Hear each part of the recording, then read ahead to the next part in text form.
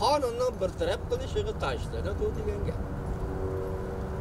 Nurbekir o'zining mushtaq bo'lganligini bilamdi. Inson natoyat kelgusi, inson nima bo'ladi, nima ish ko'rdi, insonning uni bilib yetalishi natoyat bilmaydi.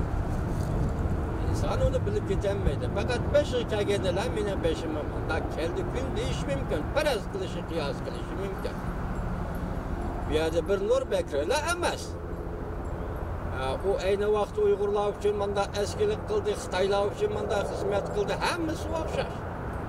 Meyli kim bu işten katli nazar bir gobernatörlük, hükmranlık aslığı çöp bağan bir milletten içinden çokum birisi çıkıdı. O şu işini kılıdı.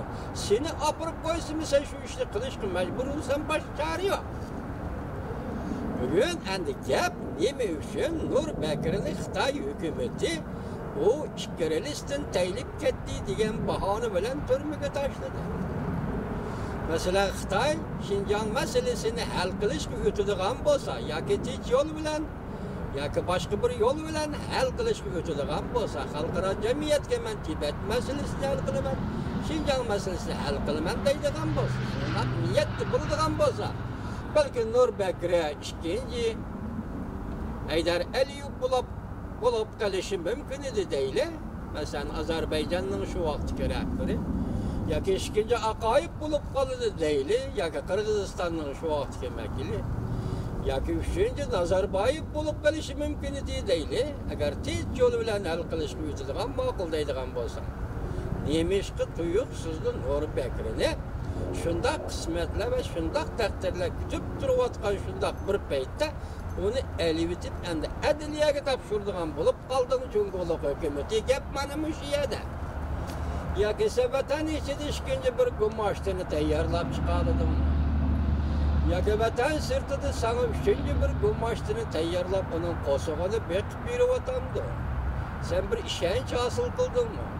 Mesela alaylı Min Hongwei, Xalqaro Interpol'ның başlığı bo'lgan Min Hongwei, bu 9 ayının 25 günü tuyuqsizlik Fransiya'dan qaytib kelib Beijing'de qo'lga olindi.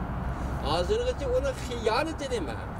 Uni taftish idorasi xiyonet dedi deyman. Hozirgacha ya xiyonet edin gap yo'q, yoki boshqa munosabatlar to'g'risi gap yo'q. 6 oydan oshdi deyli, Min Hongwei to'g'risi hech qanday gap yo'q.